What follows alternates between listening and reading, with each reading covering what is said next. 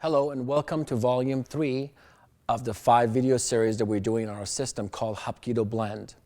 So before we start the hand techniques, which we're going to cover in this DVD, I want to acknowledge a couple of people that have had incredible influence in my training, my personal training, and the way I choose to use my hands and what we teach in our school and our culture. Number one is in Sensei Benny, which really has been a gift to my life and our life at our school, because he really opened my eyes to the whole idea of using my hands.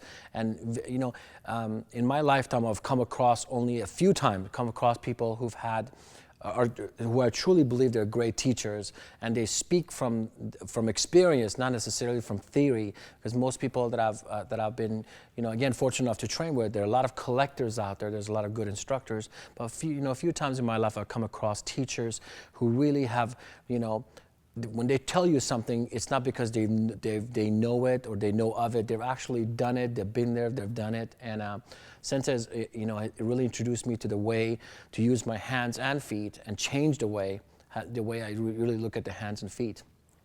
Another person is Goose, who, after studying strictly boxing with him, I really appreciated the American art of boxing, which to me is one of the most superb way of using your hands.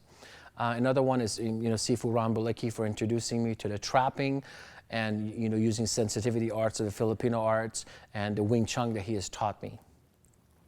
The concept that I want to go over in this DVD with you guys, the kind of a mental lesson, if you want to say, that I want to share with you guys is, in my experience of being a martial artist and being a teacher, I met a lot of school owners, I met a lot of martial artists. Everyone always tries to do extra stuff.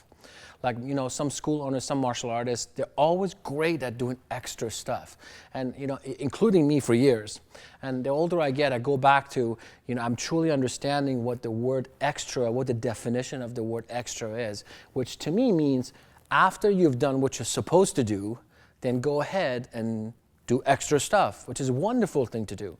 But my experience has been most people don't do what they're supposed to do, but they love to do extra stuff. They love to go out there and find out about other systems and other stuff where they haven't really even studied their own. They haven't gone back to their own heritage and see what their art offers, or their teacher, or their own training. But they love to go out there and see, to get extra stuff.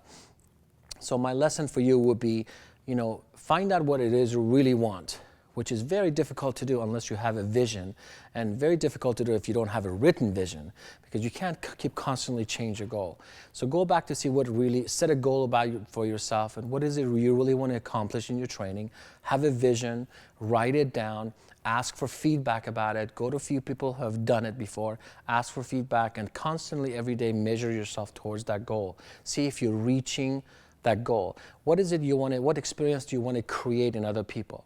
Like, personally for me, these DVDs were not designed necessarily to impress you, it was mostly to impress upon you a life skill lesson, something that you can walk away from and thinking, God, I can use the 9 dots, or I can use the extra thing, or I can use the thing that he said, more than, I like the way he did the, a jab, cross, hook, or the boxing combinations, because like I said, anybody can do those at any time.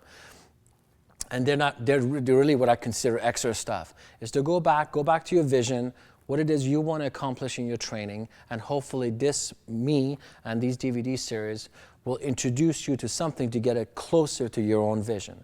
So happy training, and if you have any questions, any feedback for me, I'd love to get back with you.